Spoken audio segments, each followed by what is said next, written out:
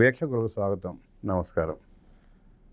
ప్రధానమంత్రి నరేంద్ర మోదీ గారు 2047 సంవత్సరం నాటికి ప్రపంచ పటంలో భారతదేశాన్ని నెంబర్ 1 స్థానంలో నిలపాలన్న సంకల్పాన్ని తీసుకొని ముందుకెళ్తున్న తీరు చూస్తున్నాం. ఆ సంకల్పాన్ని ఓన్ చేసుకుని భారతదేశంలో ఏ ముఖ్యమంత్రి చేయని విధంగా చంద్రబాబు నాయుడు గారు 2047 విజన్ పేరిట రాష్ట్రాన్ని ఎలా అభివృద్ధి బాటలో పరుగులు పెట్టిస్తున్నారో చూస్తున్నాం. కూటమి ప్రభుత్వం ఏర్పడిన తర్వాత నరేంద్ర మోడీ గారు పలుమార్లు ఆంధ్రప్రదేశ్ వచ్చిన సంగతి మనకు తెలిసిందే. ఇదే విషయం మీద సమగ్రంగా అడిగి తెలుసుకునే ప్రయత్నం చేద్దాం. వివరించడానికి మనతో పాటు ఉన్నారు సీనియర్ జర్నలిస్ట్ సత్యమూర్తి గారు. సార్ నమస్తే. నమస్కారం అండి. ప్రధానమంత్రి నరేంద్ర మోదీ గారు కూటమి ప్రభుత్వం ప్రమాణ స్వీకారం చేసిన తర్వాత ఇప్పటికీ 4 సార్లు ఆంధ్రప్రదేశ్ సందర్శించారు. 5వసారి రాబోతున్నారు. అలా ఎందుకు వస్తున్నారు? ఆంధ్రప్రదేశ్ పట్ల ఆయన ఎందుకు అంత ప్రేమ చూపిస్తున్నారు? అది రాజకీయ ప్రేమ అంటారా, లేదా అభివృద్ధి బాటలో పరుగులు తీస్తున్న చంద్రబాబు నాయుడు గారి నాయకత్వంలో ఉన్న కూటమి ప్రభుత్వం గురించి ఆయన సంతోషంతో వస్తున్నారా? మీరు ఎట్లా విశ్లేషిస్తారు, ఎలా చూస్తారు? మీకు గుర్తుందో లేదో కానీ మీరు ఇట్లాగే ఒకసారి ఇంటర్వ్యూ చేసినప్పుడు నేను చెప్పా, నరేంద్ర మోడీ ఆంధ్రప్రదేశ్ మీద ప్రత్యేక శ్రద్ధ చూపిస్తున్నారు, ఆయన పదే పదే వస్తారు ఆంధ్రప్రదేశ్కి అని ఆయన మొదటిసారి వచ్చేటప్పుడు అనుకుంటాను చెప్పాను నేను. ఎందుకు అంటే చాలామంది ఏమనుకుంటారంటే ప్రధాని నరేంద్ర మోడీ రాజకీయ అవసరాల కోసం ఆంధ్రప్రదేశ్ వస్తున్నాడు అనుకుంటారు. అంటే తెలుగుదేశం పార్టీ ఎన్డీఏ భాగస్వామిగా ఉంది కాబట్టి, తెలుగుదేశం పార్టీకి ఎంపీల సంఖ్య ఉంది కాబట్టి, ఆ రాజకీయ కారణంతో ప్రైమ్ మినిస్టర్ వస్తున్నాడు అని చాలామంది అనుకుంటారు.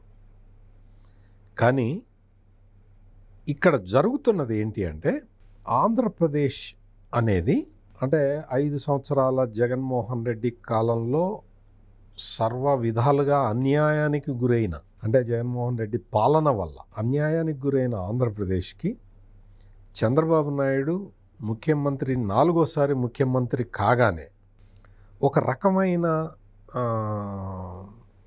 ఆశాజనక వాతావరణం ఏర్పడింది. ఆ ఆశాజనక వాతావరణాన్ని చంద్రబాబు నాయుడు రియాలిటీలోకి తీసుకొచ్చి చూపిస్తున్నారు. ఆయన మొదటి నుంచి కూడా ఎప్పుడైతే 4వసారి ముఖ్యమంత్రిగా పదవీ బాధ్యతలు స్వీకరించాడో ఆ రోజు నుంచి ఆయన ప్లాన్ ప్రకారం ఒక్కొక్కటి చేసుకుంటూ వెళ్తూ ఉన్నాడు. దాంతో ఏమవుతున్నది అంటే, ఆంధ్రప్రదేశ్ అనేది ఇప్పటికీ గాడి తప్పి ఉన్నది. ఇప్పుడు ఎప్పుడైతే చంద్రబాబు నాయుడు చేతుల్లోకి వచ్చిందో మళ్ళీ వ్యవస్థలన్నీ గాడిలో పడటం ఆరంభమయ్యాయి. వ్యవస్థలన్నీ గాడిలో పడటం అనేది మనకి సంబంధించిన విషయం, అంటే ప్రజలకు సంబంధించిన విషయం. ఆర్థికంగా ఆంధ్రప్రదేశ్ని అభివృద్ధి పథంలోకి తీసుకెళ్ళాలి అనే టార్గెట్ తోటి ఆయన పనిచేయడం మొదలుపెట్టి, మొదటి నుంచి డే 1 నుంచి కూడా Chandrababu Naidu 15% growth rate target అని చెప్తూ ఉన్నాడు. నిజంగా అది ఒక రకంగా చూస్తే ఆశ్చర్యం కలిగించేది అనమాట. అంటే ఎంత ఆశ్చర్యం కలిగించేది అంటే, జగన్మోహన్ రెడ్డి టైంలో గ్రోత్ రేటు 6.7% పడిపోయింది. 6.7% ఎక్కడ, 15% టార్గెట్ ఎక్కడ? ఇట్ ఈస్ హైలీ ఇంపాసిబుల్ అనమాట. వేరే ముఖ్యమంత్రులు ఎవరు కూడా అసలు అంత టార్గెట్ పెట్టుకోవటం అనేది ఊహించలేరు. 6.7% ఉన్నది, మ్యాక్సిమం 8% టార్గెట్ పెట్టుకొని దానికోసం పనిచేస్తారు. ఇక్కడ ఏకంగా 15% గ్రోత్ రేటు ఉండాలి అన్న టార్గెట్ పెట్టుకొని పని చేస్తూ దాని రిజల్ట్ని చూపిస్తూ ఉన్నారు. మొదటి నుంచి మనం చూస్తూనే ఉన్నాం. ఆ పెట్టుబడులు, అసలు బ్రాండ్ ఆంధ్రప్రదేశ్ మొత్తం చంద్రబాబు నాయుడు సృష్టించిన ఒక బ్రాండ్ ఇమేజ్ తోటి ఆంధ్రప్రదేశ్ రాష్ట్రానికి విపరీతంగా ముబ్బడిగా వస్తూ ఉన్నాయి, పెట్టుబడులు వస్తూ ఉన్నాయి. ఎట్లా వస్తున్నాయి ఏంటి అనేది మొత్తం దేశం మొత్తం కూడా అట్లా గుడ్లు అప్పగిచ్చి చూస్తూ ఉన్న పరిస్థితి. ఇంత పెట్టుబడి ఆంధ్రప్రదేశ్కి ఎట్లా వస్తున్నది, ఎందుకు వస్తున్నది అనేది లాజిక్ ఎవరికి అర్థం కావట్లేదు. గూగుల్ ఏఐ డేటా సెంటర్ విశాఖపట్నానికి రావటం, $15 బిలియన్ మేము ఇక్కడ పెట్టుబడి పెడతామని చెప్పడం, అంటే 1,33,000 కోట్ల రూపాయలు ఫారెన్ డైరెక్ట్ ఇన్వెస్ట్మెంట్ మొట్టమొదటిసారి, అంటే మొత్తం భారతదేశానికి వచ్చింది మొట్టమొదటిసారి అంత పెద్ద ఎత్తున ఎఫ్డిఐ రావటం అని. మీకు అంతకు ముందర మీరు చెప్పారు ప్రధాని నరేంద్ర మోడీ ఆయన గ్రీన్ హైడ్రోజన్ కాంప్లెక్స్ని ఇనాగ్రేట్ చేయడానికి ఆయన శంకుస్థాపన చేయడానికి ఆయన ఫస్ట్ టైం ఆంధ్రప్రదేశ్కి వచ్చారు. గ్రీన్ హైడ్రోజన్ అనేది అది ప్రపంచంలో ఒక 4-5 దేశాలు ట్రై చేసినాయి. ఆ గ్రీన్ హైడ్రోజన్ అనేది ఎకనామిక్గా వయబుల్ కాదు అని చాలా దేశాలు మల్లగుల్లాలు పడుతూ ఉన్నాయి. ఈ గ్రీన్ హైడ్రోజన్ ఎట్లా మనం ఇది చేయాలి అంటే తక్కువ ధరకి ఎట్లా చేయాలి, ఉత్పత్తి చేయాలి అంటే చంద్రబాబు నాయుడు ఆ ఛాలెంజ్ని టేకప్ చేసి గ్రీన్ హైడ్రోజన్ని కాస్ట్ ఎఫెక్టివ్గా నేను తయారు చేస్తాను అన్న ఛాలెంజ్ తీసుకొని ఆయన గ్రీన్ హైడ్రోజన్ కేంద్ర ప్రభుత్వం తీసుకొచ్చిన గ్రీన్ హైడ్రోజన్ పాలసీని నేను ఇంప్లిమెంట్ చేస్తాను, నాకు ప్రాజెక్ట్ ఇవ్వండి అని అడిగితే ఇచ్చేశారు. అదేవిధంగా క్వాంటమ్ కంప్యూటింగ్ మిషన్ ఉన్నది, కేంద్ర ప్రభుత్వం ఏర్పాటు చేసింది. వాళ్ళు ఎక్కడ పెట్టాలి, దేశంలో ఎక్కడ స్టార్ట్ చేయాలి, ఈ క్వాంటమ్ కంప్యూటర్ని ఎక్కడ పెట్టాలి అని దాని మీద దాదాపుగా ఒక 1 year నుంచి వర్కౌట్ చేస్తూ ఉన్నారు. వాళ్ళందరూ ఒక వర్కౌట్ చేస్తూ ఉన్నారు.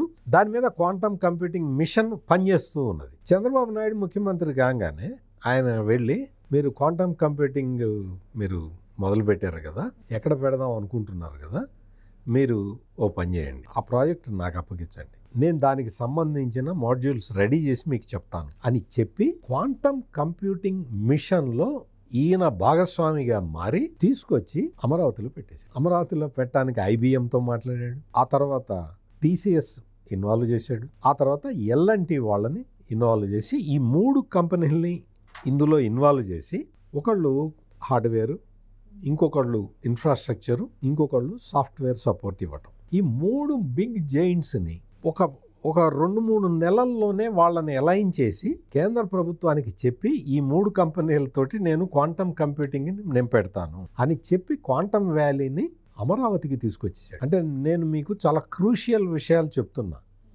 అంటే కాస్ట్ ఎఫెక్టివ్నెస్ లేదు అని చెప్పి ప్రపంచం అంతా తలకిందులవుతున్న ఒక ప్రాజెక్టు మొత్తం భారతదేశం క్వాంటమ్ కంప్యూటింగ్ వైపు వెళ్ళాలి అంటే తొలి అడుగు ఎక్కడ వేయాలో తెలియని సందిగ్ధ పరిస్థితులు ఉన్న ఇంకొక అంశం. ఇటువంటి అరుదైన విషయాలని మాస్టరీ చేసి చంద్రబాబు నాయుడు నాకు అవకాశం ఇవ్వండి నేను పెడతాను అని చెప్తున్నాడు. చెప్పి ఆఫర్ ఇస్తూ ఉన్నాడు, వాటిని సక్సెస్ చేస్తూ ఉన్నాడు. ఇప్పుడు 2026 జనవరి కల్లా క్వాంటమ్ కంప్యూటింగ్ స్టార్ట్ అయిపోతుంది అమరావతిలో.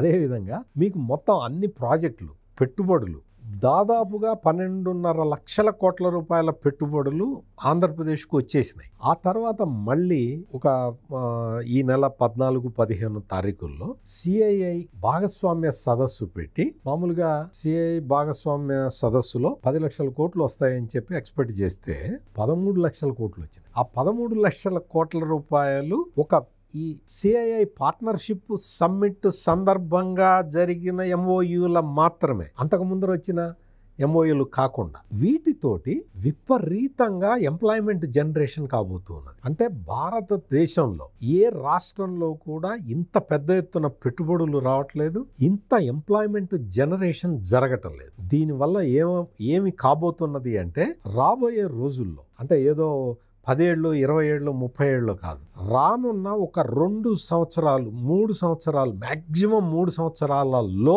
ఆంధ్రప్రదేశ్ ఎకానమీ భారత ఎకానమీలో అతి ముఖ్యమైన పాత్ర పోషించబోతున్నది. అందుకోసం అని చెప్పి ఈ డైరెక్షన్లన్నీ కూడా ఎటుపోతున్నది ఆంధ్రప్రదేశ్ అనే డైరెక్షన్ని ప్రధాని నరేంద్ర మోడీ దగ్గర నుండి గమనిస్తున్నారు. కాబట్టి ఆంధ్రప్రదేశ్ ప్రభుత్వం తరఫున ముఖ్యమంత్రి చంద్రబాబు నాయుడు ఎప్పుడు ఢిల్లీ వెళ్ళినా, ఎప్పుడు ప్రధానమంత్రిని కలిసినా ఇది చెయ్యండి, కొంచెం ఈ పాలసీని కొంచెం మార్చండి, ఈ పాలసీని నేను తయారు చేశాను, ఇదొక్కసారి చూడండి, ఇటువంటి విషయాలే మాట్లాడుతుంది. దాంతో ఏమవుతున్నది అంటే నేను ఇందాక చెప్పాను కదా, గ్రీన్ హైడ్రోజన్ పాలసీ, ఈ క్వాంటమ్ కంప్యూటింగ్ పాలసీ, వీటికి ఒక ఫైనల్ టచ్ ఇస్తున్న చంద్రబాబు నాయుడు రాష్ట్రాన్ని, ఈ రాష్ట్రం మీద ప్రధాని నరేంద్ర మోడీకి విపరీతమైన ప్రేమ పుట్టుకొచ్చింది. ఎందుకు అంటే ప్రైమ్ మినిస్టర్ నరేంద్ర మోడీ కూడా ఈ దేశాన్ని అంటే 2047 కల్లా ప్రపంచ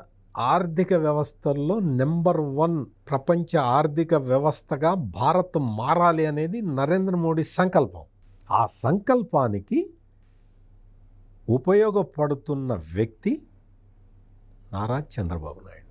అందుకని చెప్పి నరేంద్ర మోడీ లాంటి వ్యక్తికి, అంటే 3 సార్లు ప్రధానమంత్రిగా వరుసగా గెలిచిన వ్యక్తికి, ఆయనకి దేశం పట్ల ఉన్న ప్రేమ, ఆ ప్రేమ ఆంధ్రప్రదేశ్ వైపు నడిపిస్తూ ఉన్నది ఆయన్ని. ఎందుకు అంటే ఆయన ఆశించిన లక్ష్యాన్ని, అంటే 2047 కన్నా ముందరే చేరుకోవటానికి వీలుగా ఇక్కడ నిర్ణయాలు జరుగుతూ ఉన్నాయి. అందుకని ఈ ఆర్థిక పరమైన అంశాలలో, ఆర్థిక పరంగా ఆంధ్రప్రదేశ్ పురోగమిస్తున్న తీరు, పెట్టుబడులను ఆకర్షిస్తున్న తీరు, ఎంప్లాయ్మెంట్ జనరేషన్లో కొత్త పుంతలు తొక్కుతున్న తీరు, ఇవన్నీ కూడా ప్రైమ్ మినిస్టర్ని ఆకర్షిస్తున్నాయి ఆంధ్రప్రదేశ్కి. అందుకనే మీరు చూడండి, ప్రైమ్ మినిస్టరు ముఖ్యమంత్రి చంద్రబాబు నాయుడు ఏది అడిగినా కానీ టాప్ ప్రయారిటీలో మీరు చెయ్యాలి అని వాళ్ళ ఆఫీసర్లకి ఒక ఇన్స్ట్రక్షన్స్ ఇస్తున్నారు. ఎందుకు ఇస్తున్నారు అంటే ఇది ఒక కొత్త డైరెక్షన్లో పోతున్నది. ఆంధ్రప్రదేశ్ ప్రభుత్వం కొత్త డైరెక్షన్లో వెళ్తూ ఉన్నది. ఇన్ని లక్షల కోట్ల రూపాయల పెట్టుబడులు తీసుకురావటం ఒక ఇది. ఇంకొక వైపు ఏంటి అంటే అసలు గవర్నమెంట్ ఆఫ్ ఇండియా ఈ రెన్యూవబుల్ ఎనర్జీ అంటే గ్రీన్ ఎనర్జీలో ఒక టార్గెట్ పెట్టుకొని ఉన్నది. ఈ టార్గెట్ని మనం రీచ్ కావాలి అని చెప్పి కేంద్ర ప్రభుత్వం రకరకాల కసరత్తులు చేస్తూ ఉంటే చంద్రబాబు నాయుడు సిఐఐ సమ్మిట్ పెట్టి ఎనర్జీ సెక్టార్లో 5,33,000 కోట్ల రూపాయలు ఎనర్జీ సెక్టార్లో, రెన్యూవబుల్ ఎనర్జీ సెక్టార్లో తీసుకొచ్చి అక్కడ కూర్చోబెట్టాడు ఆంధ్రప్రదేశ్లో. అంటే దేశం మొత్తం రెన్యూవబుల్ ఎనర్జీ మీద దృష్టి పెట్టి అందులో ఎట్లా గట్టెక్కాలా అని ఆలోచిస్తూ ఉంటే సిఐఐ సమ్మిట్ పెట్టి అందులో ఎనర్జీ సెక్టార్లో, రెన్యూవబుల్ ఎనర్జీ విభాగంలో 5,33,000 కోట్ల రూపాయల పెట్టుబడిని తీసుకొచ్చి ఆంధ్రప్రదేశ్లో ప్రాజెక్టులని ప్రారంభిస్తున్నాను అని డిక్లేర్ చేయటం అంటే మీకు నేషనల్ టార్గెట్స్ని రీచ్ కావటానికి, అంటే జాతీయ స్థాయిలో మనం పెట్టుకున్న లక్ష్యాలని రీచ్ కావటానికి చంద్రబాబు నాయుడు ఆంధ్రప్రదేశ్ని ఒక వేదికలాగా చేసి కూర్చోబెట్టాడు. అందుకని దేశం మీద అంటే ఒక డైరెక్షన్లో తీసుకెళ్దాము అన్న కృతనిశ్చయంతో ఉన్న నరేంద్ర మోడీకి ఆయన తీసుకుంటున్న అంటే విజన్ డాక్యుమెంట్ ఒకటి ఆయన తయారు చేశారు కదా, వికసిత భారత్. ఆ వికసిత భారత్ లక్ష్యాలని అందుకోవటానికి చంద్రబాబు నాయుడు ఒక నిచ్చెనలాగా ఉపయోగపడుతూ ఉన్నాడు భారతదేశానికి. అందుకోసం అని చెప్పి ప్రైమ్ మినిస్టర్ నరేంద్ర మోడీకి చంద్రబాబు నాయుడు అంటే గౌరవం పెరిగింది, ఆంధ్రప్రదేశ్ అంటే అభిమానం పెరిగింది. అంతకు ముందున్న ముఖ్యమంత్రి, సార్ మా తమ్ముడు మర్డర్ కేసులో ఉన్నాడు సార్, కొంచెం అతన్ని విడిపించండి సార్, దివాలా అయిపోయింది సార్, ఓ 10,000 కోట్లు ఇప్పించండి సార్ అని చెప్పే ముఖ్యమంత్రిని నిన్న మొన్నటి వరకు చూసిన ఆంధ్రప్రదేశ్ నుంచి దేశానికి ఒక దిక్సూచిలాగా మారే ఆంధ్రప్రదేశ్గా మార్చిన చంద్రబాబు నాయుడు అంటే అందుకు నరేంద్ర మోడీకి అభిమానం పెరుగుతూ ఉన్నది. బుల్లెట్ వేగంతో డబుల్ ఇంజిన్ సర్కార్ పరుగులు తీస్తున్న తీరుని, ప్రధానమంత్రి మోదీ గారి నాయకత్వంలో ముఖ్యమంత్రి నారా చంద్రబాబు నాయుడు గారు పరుగులు పెట్టిస్తున్న విధానాన్ని, రాష్ట్రానికి తీసుకొస్తున్న లక్షల కోట్ల రూపాయల పెట్టుబడుల్ని అద్భుతంగా విశ్లేషించిన సత్యమూర్తి గారికి ధన్యవాదాలు తెలియజేస్తూ నమస్కారం.